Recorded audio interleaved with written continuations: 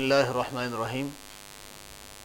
First year biology में chapter diversity among animals में आज हमारा टॉपिक है क्लासिफिकेशन ऑफ सीलोमेट्स। इससे पहले हम ऑर्गेनिजम्स को क्लासिफाई कर चुके थे on the basis of body layers. तो बॉडी लेयर्स में दो टाइप्स थी, डायप्लोब्लास्टिक एंड ट्रिप्लोब्लास्टिक ऑर्गेनिजम्स। फिर ट्रिप्लोब्लास्टिक ऑर्गेनिजम्स के आगे तीन टाइप्स थी, उनमें एक एसिलोमेट्स थे, दूसरा सूडोसिलोमेट्स और तीसरे नंबर पर थे सिलोमेट्स। मतलब ये ऐसे ऑर्गेनिजम्स हैं जिनकी बॉडी के अंदर ट्रू बॉडी कैविटी होती है या ट्रू सिलोम होता है, उनको नाम देते हैं सिलोमेट्स का। अब सिलोमेट्स को आगे मज़ीद डिवाइड किया गया है दो टाइप्स में।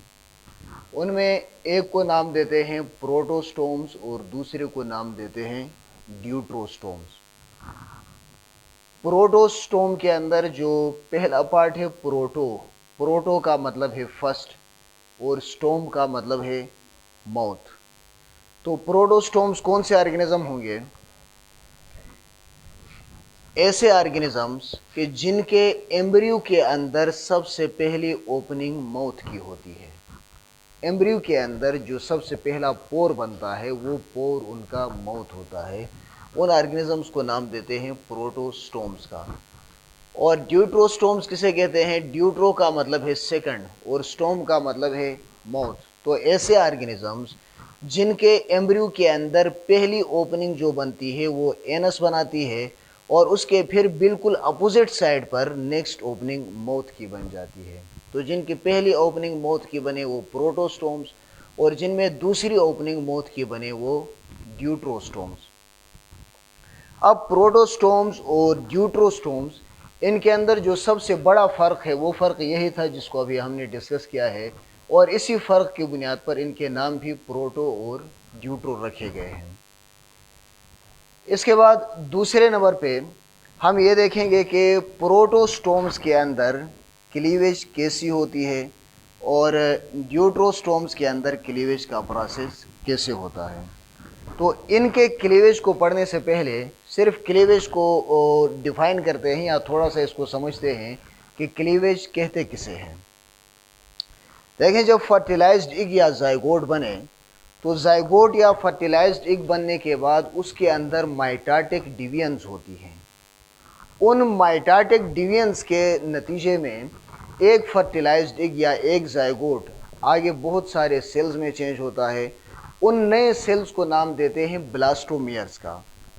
अब जो नए सेल बनते हैं उन नए सेल्स की वजह से वॉल्यूम के अंदर कोई इजाफा नहीं होता, सिर्फ सेल्स की तादाद में, सेल्स के नंबर में इजाफा होता है। तो ऐसी माइटोटिक डिविजन्स जिनसे जाइगोट चेंज हो जाता है, बहुत सारे ब्लास्टोमियर्स में सेल्स की तादाद में इजाफा होता है और सेल्स की साइज़ में कोई इजाफा नहीं होता। तो ऐसी माइटोटिक डिविजन्स को नाम देते हैं क्लीवेज का। अब जो प्रोटोस्टोम्स होते हैं उनके अंदर क्लीवेज होती है स्पाइरल, और जो ड्यूट्रोस्टोम्स होते हैं उनके अंदर क्लीवेज होती है रेडियल। अब स्पाइरल क्लीवेज किसे कहते हैं और रेडियल क्लीवेज किसे कहते हैं? देखें, स्पाइरल क्लीवेज का मतलब ये है कि daughter cells are formed twisted on parent cell. कि मिसाल के तौर पर यहाँ पर हम एक क्लीवेज है, ये इसके अंदर ये वाले सेल पहले से मौजूद हैं, एक सेल, दो सेल, तीन सेल या जितने भी सेल होते हैं ये सेल पहले से मौजूद होते हैं। और इन सेल्स के ऊपर ये जो सेल बने हुए हैं ये नए सेल्स हैं, ये नए सेल बने हुए हैं। तो अब यहाँ पर देखें, जो एक सेल है, एक सेल, इस एक सेल के बिल्कुल टॉप पर दूसरा सेल बना हुआ नहीं है। यहाँ पर एक सेल यहाँ पर आ गया, इधर यहाँ तक एक सेल है, फिर ये दूसरा सेल है, फिर तीसरा सेल है, फिर चौथा सेल है। मतलब ऐसी क्लीवेज जिनमें डॉटर सेल प्रीवियस सेल के बिल्कुल टॉप पर नहीं बनते, तो उस क्लीवेज को नाम देते हैं स्पाइरल क्लीवेज। और प्रोटोस्टोम्स के अंदर स्पाइरल क्लीवेज होती है। और फिर ड्यूट्रोस्टोम्स के अंदर जो क्लीवेज होती है उसे नाम देते हैं रेडियल क्लीवेज। अब रेडियल क्लीवेज कौन सी होती है कि daughter cells on top of parent cells, कि जो डॉटर सेल्स बनते हैं वो पहले से मौजूद सेल्स के टॉप पर बनते हैं। देखें, यहाँ पर एक सेल, दूसरा सेल, तीसरा सेल, इस सेल के बिल्कुल टॉप पर एक नया सेल है, इस सेल के भी बिल्कुल टॉप पर नया सेल है और इस सेल के भी बिल्कुल टॉप पर नया सेल है। तो ऐसी क्लीवेज या ऐसी माइटोटिक सेल डिवीजन जिनमें प्रीवियस सेल के बिल्कुल टॉप पर डॉटर सेल बनता है, उस क्लीवेज को नाम देते हैं रेडियल क्लीवेज। तो प्रोटोस्टोम्स के अंदर होती है स्पाइरल क्लीवेज और ड्यूट्रोस्टोम्स के अंदर होती है रेडियल क्लीवेज। इसके अलावा नेक्स्ट एक इनके अंदर फ़र्क ये है कि यहाँ पर फेट ऑफ सेल जो होती है वो डिटर्मिनेट होती है। डिटर्मिनेट का मतलब क्या है कि each embryonic cell can not develop into a new organism, कि यहाँ पर जो सेल्स बने हुए हैं एम्ब्रियनिक सेल्स हैं, इनमें हर सेल के अंदर एक नया ऑर्गेनिज्म बनाने की सलाहियत नहीं होती, या हर सेल के अंदर एक नए एम्ब्रियो में चेंज होने की सलाहियत नहीं होती। और इसके अलावा जो दूसरे होते हैं ड्यूट्रोस्टोम्स, इनके अंदर फेट ऑफ सेल होती है इनडिटर्मिनेट। इनडिटर्मिनेट का क्या मतलब है कि each embryonic cell can develop into a new organism, कि यहाँ पर जो सेल हैं इनमें अगर ये सेल्स किसी वजह से एक दूसरे से अलग हो जाएं, सेपरेट हो जाएं, तो हर सेल के अंदर एक नया एम्ब्रियो या नए ऑर्गेनिज्म में चेंज होने की सलाहियत होती है। तो ऐसे फेट को नाम देते हैं इनडिटर्मिनेट का। अब थोड़ा सा इनके डायग्राम्स को देखते हैं कि डायग्राम्स के अंदर हमने स्पाइरल क्लीवेज और रेडियल क्लीवेज इसको तो हमने देख लिया है। इसके बाद एक और फ़र्क इनके डायग्राम में, इनके ये भी सिलोमेट में है और ये भी सिलोमेट है, मतलब प्रोटोस्टोम्स भी सिलोमेट हैं और ड्यूट्रोस्टोम्स भी सिलोमेट्स हैं।